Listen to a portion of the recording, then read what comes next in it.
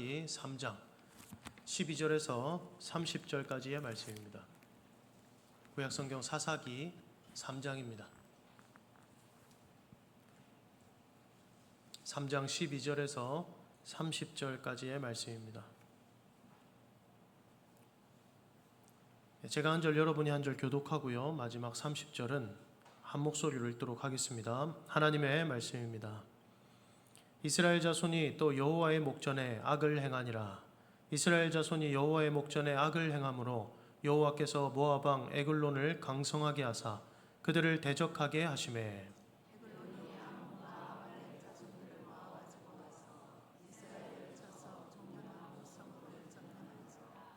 이에 이스라엘 자손이 모압 왕 에글론을 18해 동안 섬기니라.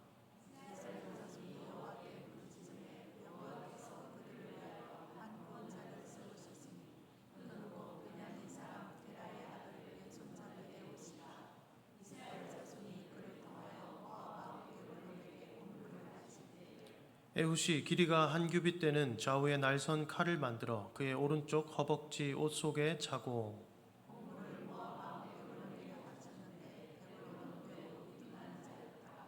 에훗이 곡물 바치기를 마친 후에 곡물을 메고 온 자들을 보내고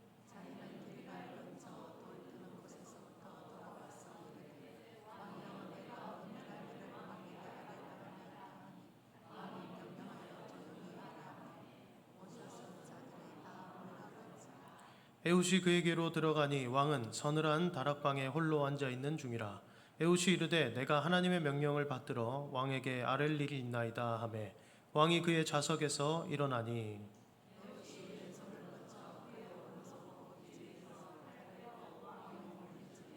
칼자루도 나를 따라 들어가서 그 끝이 등 뒤까지 나갔고 그가 칼을 그의 몸에서 빼내지 아니하였으므로 기름이 칼날에 엉겼더라.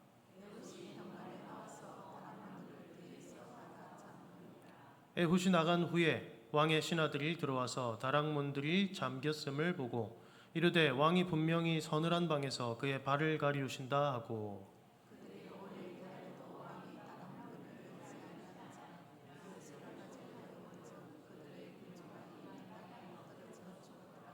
그들이 기다리는 동안에 에훗이 피하여 돌 뜨는 곳을 지나 스이라로 도망하니라.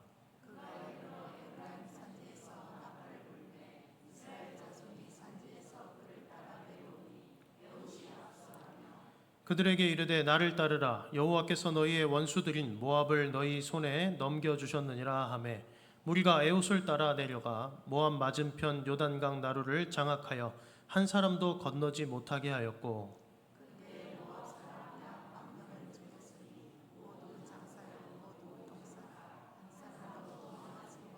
함께 읽습니다. 그날에 모압이 이스라엘 수하에 굴복함에 그 땅이 80년 동안 평온하였더라. 아멘. 오늘은 낯선 능력으로 라는 제목의 말씀으로 함께 하나님 말씀을 듣기를 원합니다. 여러분 모든 성도들은 다 낯선 능력으로 살아갑니다. 무슨 말이냐? 우리 안에 있는 능력으로 사는 것이 아니기 때문에 그렇습니다. 여기서 낯선 능력이라고 제가 표현하고 있는 것은 우리를 살게 하는, 우리를 성도로서 살게 하는 모든 의와 능력이 내 안에서 나는 것이 아니라 나라는 존재 밖에서 외부에서 우리에게 침투하여 들어와서 내 안에서 살아갈 능력, 그리고 선한 존재가 될 능력을 주기 때문에 그렇습니다. 우리는 예수님을 믿는 믿음으로 말미암아 의롭다 함을 받게 되었죠. 이것을 조금 고급스러운 말로 이신칭이라 그래요. 믿음으로 의롭다 칭함받았다라는 뜻입니다. 이걸 이신칭이라 그러는데 여기서 의를 받는 것 또한 마찬가지입니다. 우리가 믿음으로 의인이 되는 과정 또한 내 안에서 의가 날 수 없기 때문에 나 밖의 존재인, 나의 외부의 존재인 예수 그리스도를 믿는 믿음으로 예수 그리스도께서 획득해내신, 하나님께 온전히 순종하여서 획득해내신 그 의를 믿음의 선물로 그저 받는 것이죠. 이걸 낯선 의라고 표현해요. 그러니까 제가 오늘 낯선 능력이다 라고 표현하는 것도 이와 괴를 같이 하는 것입니다. 여러분 성도들은 전부 다 하나님의 은혜로 삽니다. 믿으시죠? 우리는 그 누구도 자기 능력으로 살지 않습니다. 우리의 신앙생활을 돌아보시기 바랍니다. 물론 이제 신앙생활을 막 시작하신 분들은 그런 생각이 드실 수 있습니다. 내 인생은 내 능력과 내 힘으로 살아왔는데 저게 무슨 소리인가 라는 생각이 드실 수도 있겠습니다. 그러나 여러분, 내 힘과 내 능력으로 살아왔던 모든 인생에는 많은 실수와 연약함이 가득합니다. 하나님께서는 우리의 아주 긴 신앙생활 가운데서 하나님께서 능력을 주사 우리의 약함을 역전하시고, 그리고 하나님의 능력을 의지하게 하셔서, 그리고 그 능력을 우리에게 허락하셔서, 나는 내 안에 있는 내 힘과 내 자랑과 내 의와 내 능력으로 사는 것이 아니라 이 모든 것을 자기 영광이라고 통칭해 보겠습니다. 자기 영광으로 사는 것이 아니라 오직 하나님께서 주시는 능력으로 사는 것이구나를 배워가게 하세요. 이 짧고 작은 인생들에게 그 위대한 진리를 배워가게 하시는 것입니다. 그래서 우리는 이 땅을 구원받은 뒤에도 계속 살아가요. 구원받은 뒤에도 계속 살아간단 말입니다. 그리고 이 큰 진리를 인생 속에서 딱 배우다가 마지막 날에, 우리의 이 인생의 마지막 날에 하나님께 딱 드려야 될 고백이 무엇이겠습니까? 모든 것이 하나님의 은혜였습니다 라는 고백이 나오게 하시는 거예요. 그리고서는 그 영광은 하나님께서 취하시는 것입니다. 마치 이게 내 영광이야. 너희들은 내 영광으로만 살 수 있어. 그래야 온전한 존재로 살 수 있어. 이걸 알게 하시는 거예요. 그래서 신약 성경에 보니까 자기의 약함을 하나님의 능력을 입을 가치로, 통로로 사용하시는 것을 감사함으로 고백하고 있는 그 고백이 나와요. 그게 어디 나오냐면 사도 바울의 고백인데요. 고린도후서 12장 말씀입니다. 제가 12장 말씀의 9절을 읽어드리도록 하겠습니다. 고린도후서 12장 9절입니다. 나에게 이르시기를 내 은혜가 내게 족하도다. 이는 내 능력이 약한 데서 온전하여짐이라 하신지라. 그러므로 도리어 크게 기뻐함으로 나의 여러 약한 것들에 대하여 자랑하리니 이는 그리스도의 능력이 내게 머물게 하려 함이라. 아멘.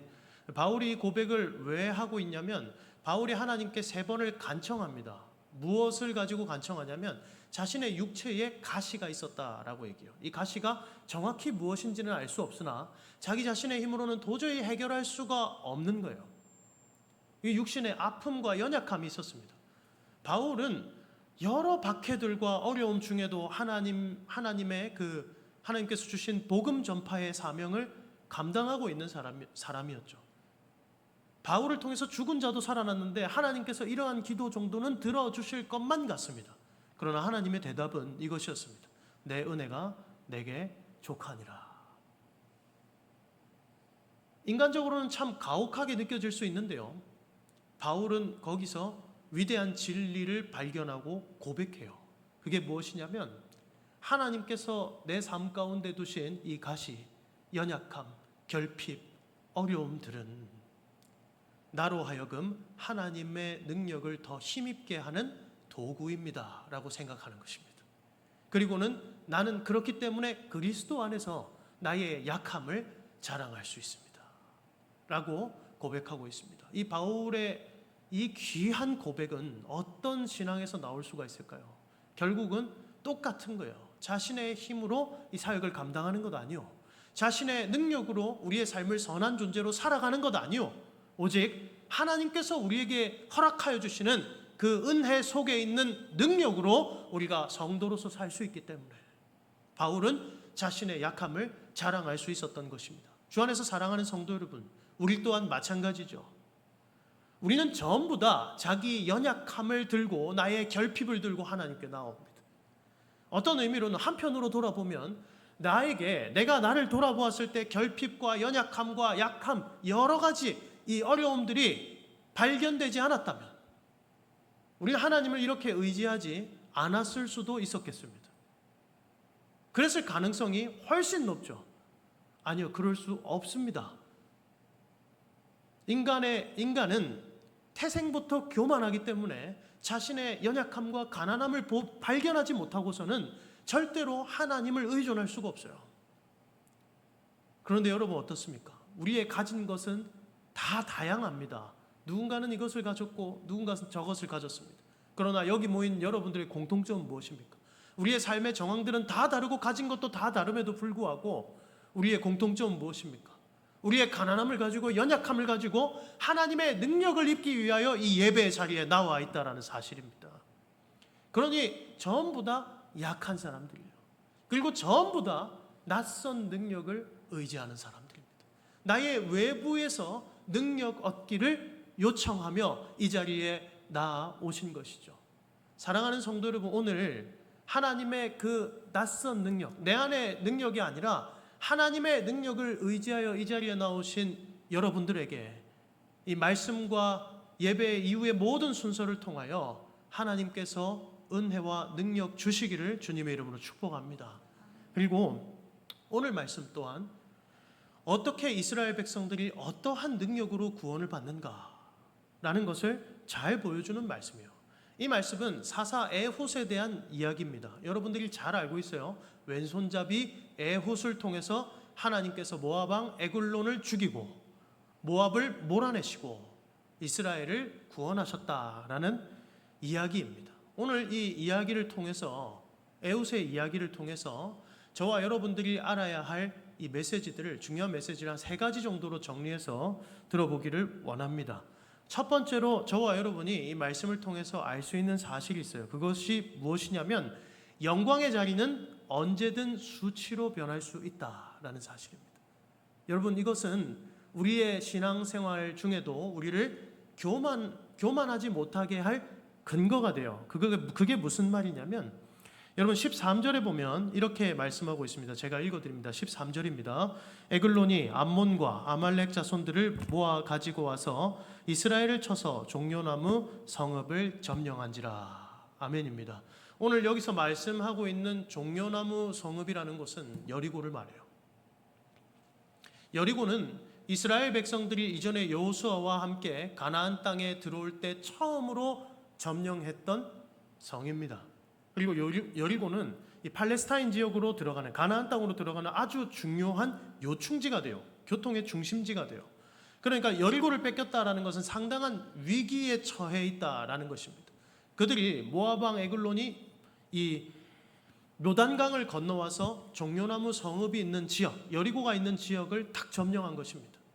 여러분 잘 생각해 보십시오. 여리고는 그들이 가나안 땅을 점령할 때 들어왔고, 그리고 하나님께서 완전히 요새였던 여리고를 무너뜨리신 승리의 장소였습니다. 영광의 자리였단 말이에요. 그런데 그들의 죄악으로 인하여 그들이 하나님을 떠나자마자 그 자리는 어떤 자리로 변해요?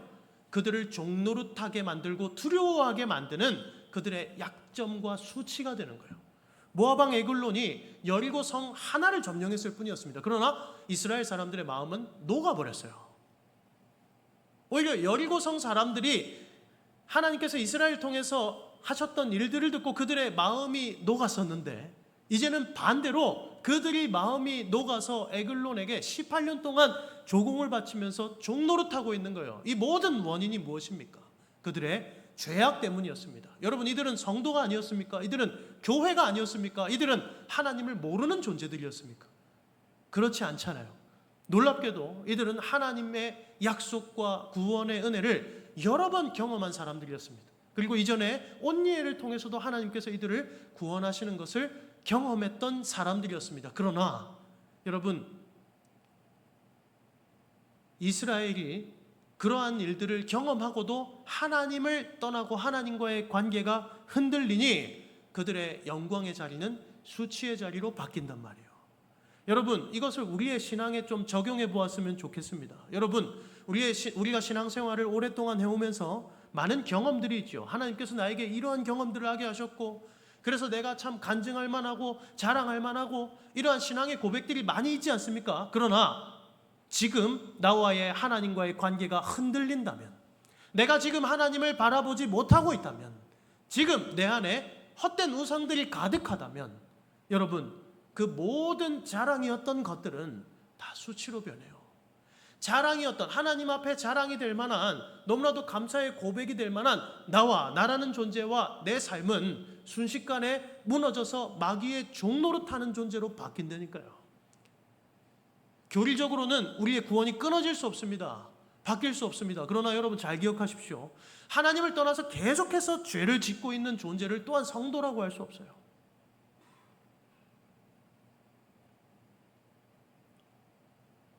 여러분, 이것은 저와 여러분들에게 참 큰 커다란 경각심을 주기에 충분한 말씀이죠.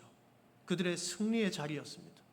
그러나 그들을 지배하는, 그들에게 수치를 주는 자리로 바뀌어 있었습니다. 지금 나의 신앙생활이 어떻습니까? 지금 나의 삶은 어떻습니까?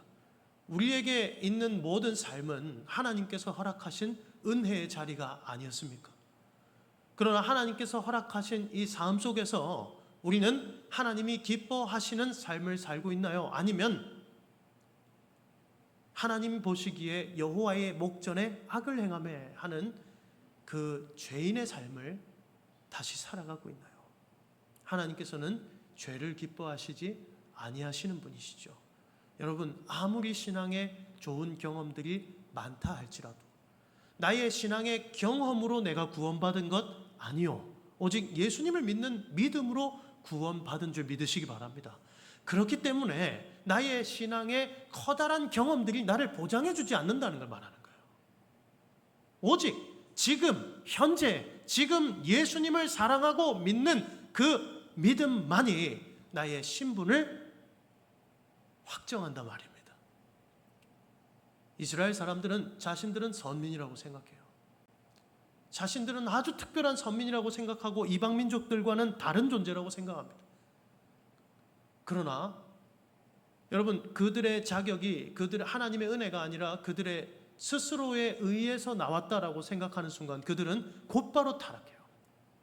곧바로 타락하는 모습을 보여줍니다. 주 안에서 사랑하는 성도 여러분, 영광의 자리는 언제나 수치의 자리로 바뀔 수 있습니다. 우리 신앙생활을 경각심을 가지고 살아내야 하는 이유인 것입니다. 그리고 오늘 말씀을 통해서 저와 여러분들에게 주고자 하는 메시지가 있어요. 두 번째 메시지가 있어요. 그것이 무엇이냐면 그 수치의 자리에 낯선 능력으로 역사하신다. 하나님께서는 그러한 수치의 자리에 낯선 능력으로 역사하신다라는 사실입니다. 우리의 삶을 돌아보시기 바랍니다. 그렇게 경각심을 가져야 하고 끝까지 지금 하나님을 잘 바라봐야 된다라는 것을 모르는 사람이 누가 있어요? 모르는 사람이 누가 있어요? 다 알고 계시잖아요, 여러분. 그런데 잘 되지 않아요. 여러분, 성경에서 나타내는 모든 이스라엘의 모습은 저와 여러분들의 모습을 그대로 투영하고 있는 것입니다. 거울과 같아요. 이들은 어떻게 이렇게 연약할까? 제 모습인 거예요. 나는 어떻게 이렇게 또 무너질 수가 있는가?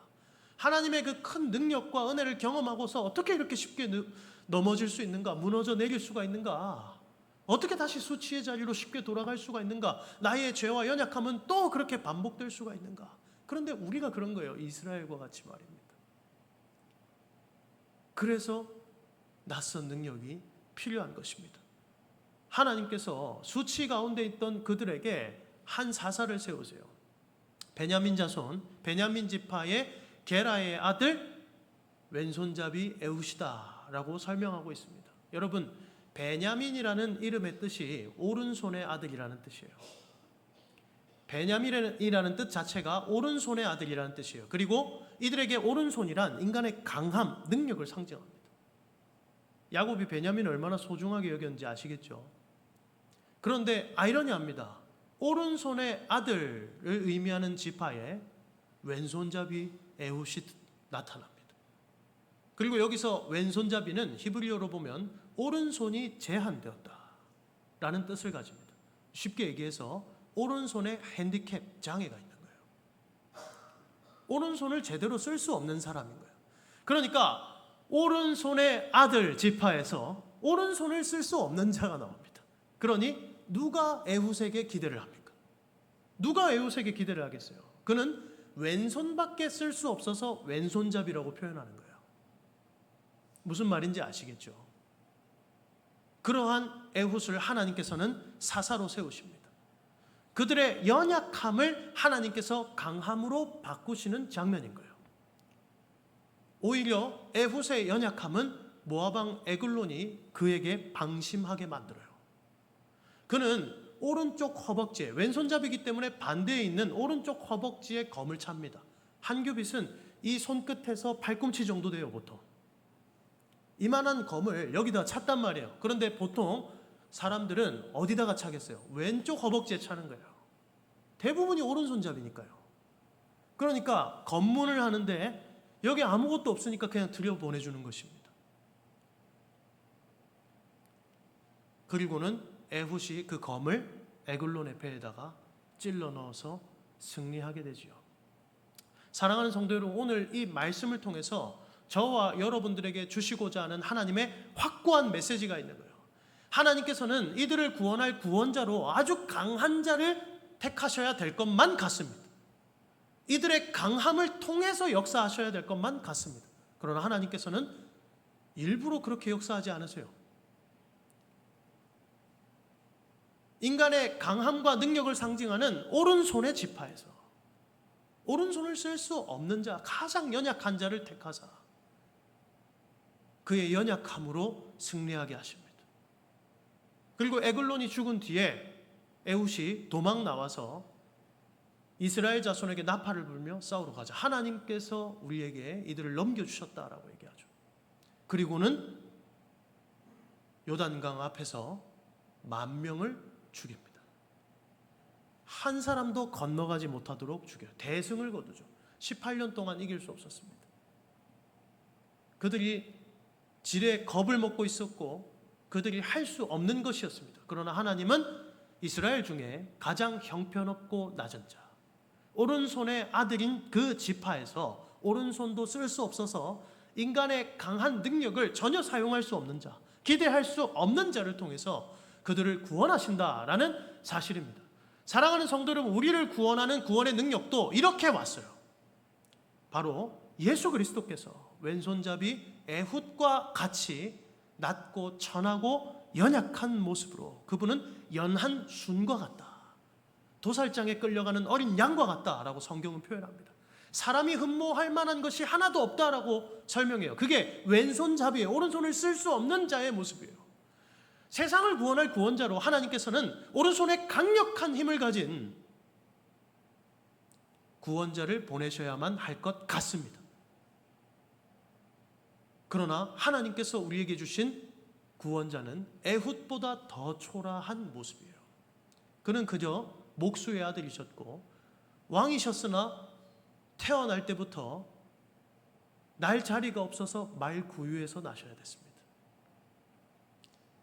도살장에 끌려가는 어린 양과 같이 십자가에 끌려가셨으며 십자가에서 가장 약한 모습으로, 수치스러운 모습으로 저주를 담당하사 죽으셔야만 했습니다. 그러나 어떻습니까? 그분은 죽음을 이기시고 부활하사 저와 여러분들에게 구원의 길, 살 길을 열어주셨습니다. 그분이 에훗과 같이 되셨고 에훗보다 더 위대한 구원자로서 우리 가운데 오신 거예요. 이처럼 여러분, 우리를 살게 하는 능력은 내 안에서 나오는 것이 아니라, 나의 오른손에서 나오는 것이 아니라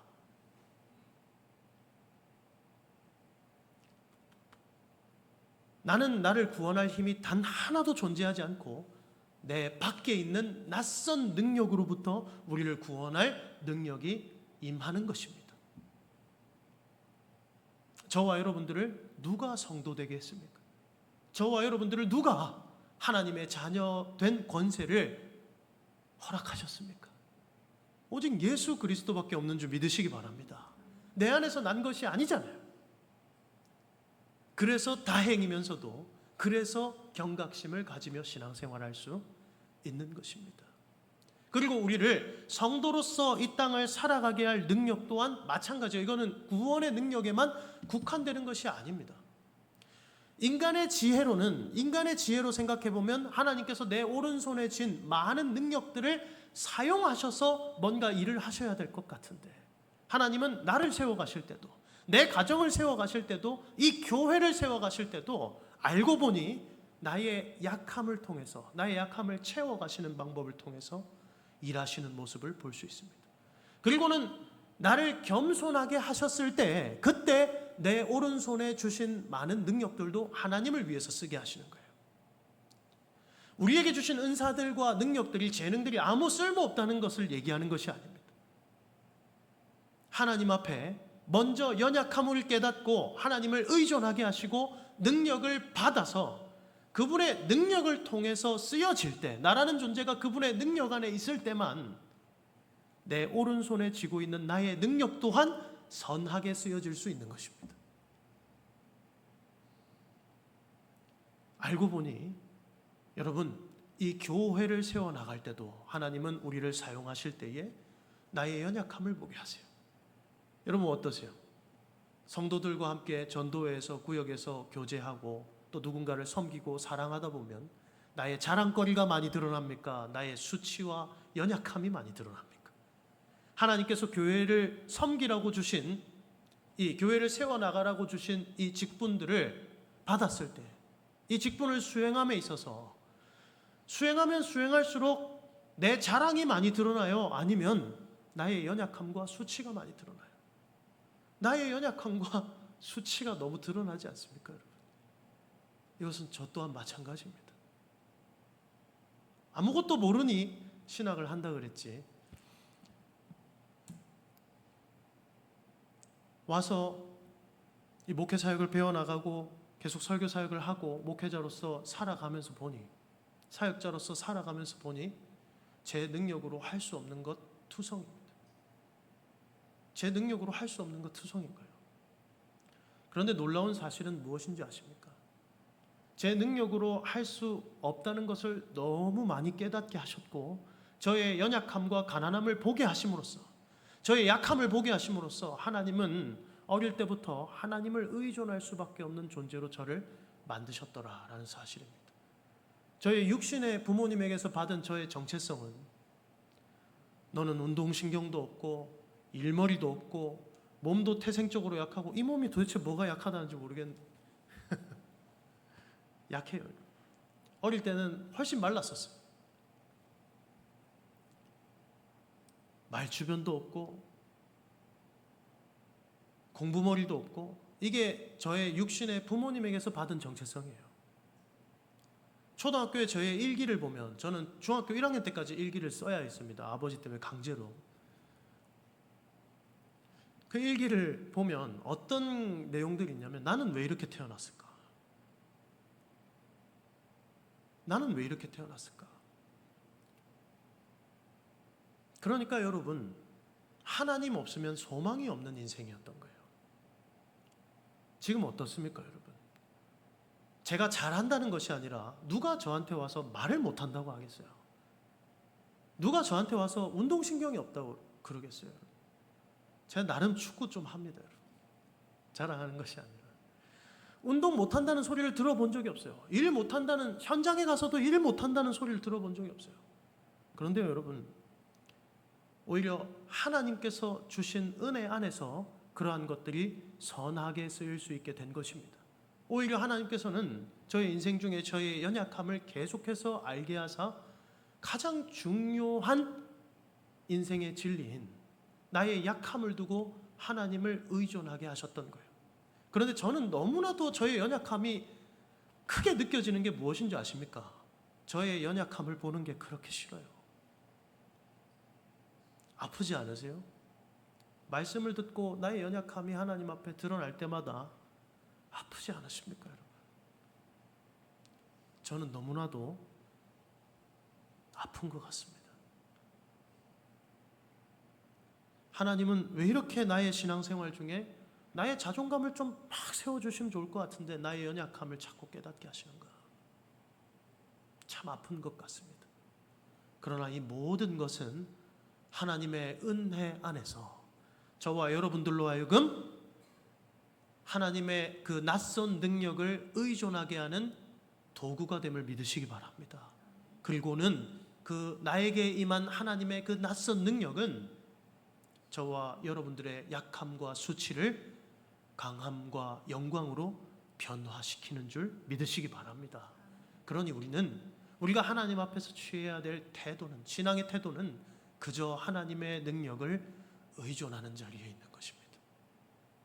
그리고 오늘 말씀을 통해서 우리가 마지막으로 알 수 있는 것은 무엇이냐면, 죄의 결과를 보며 철저한 순종의 자리로 돌이켜야 한다라는 사실입니다. 오늘의 말씀 한번 읽어보겠습니다. 29절 30절입니다.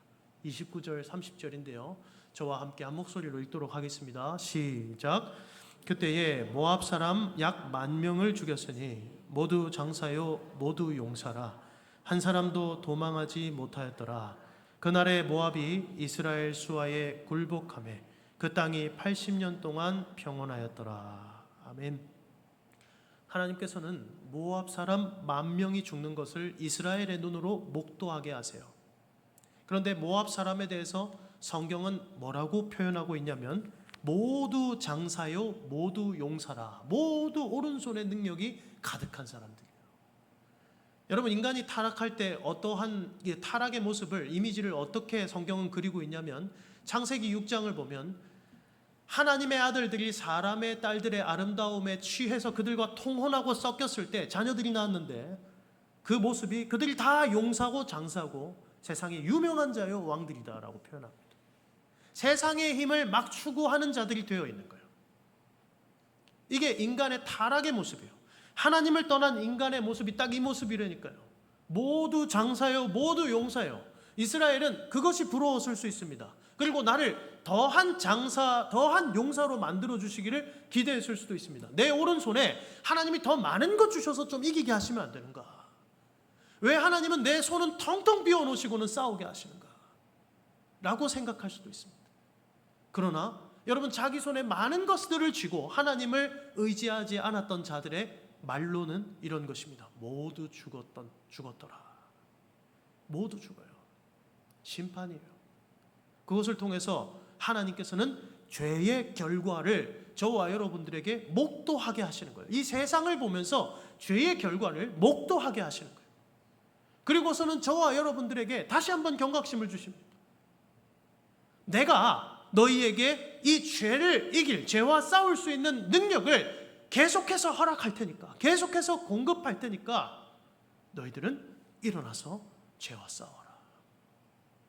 왼손잡이 에훗과 같이 그는 능력이 없고 제한되어 있으나, 인간적인 능력은 제한되어 있으나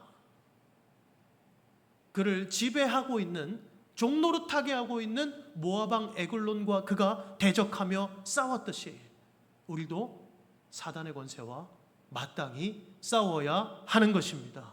여러분, 우리가 사단의 권세와 싸울 때는 한 규빗 되는 검으로, 실제 칼을 가지고 와서 싸우는 것 아니요. 이제 우리는 무엇으로 싸우겠습니까? 말씀의 검을 가지고 성령의 전신갑주를 힘입어 싸우는 것입니다. 그게 낯선 능력이 아닙니까, 여러분?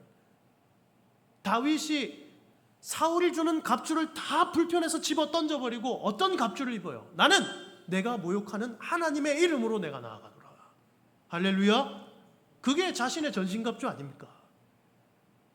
여러분, 우리의 죄와 싸울 수 있는, 세상의 권세와 싸울 수 있는, 마귀와 싸울 수 있는 우리의 능력이 내 거가 아니고, 내 것이 아니요, 하나님께로부터 받은 것이기 때문에 하나님께로부터 그 능력을 받기만 한다면, 계속해서 공급받기만 한다면 우리는 능히 싸울 수 있고 이길 수 있는 줄도 믿으시기 바랍니다.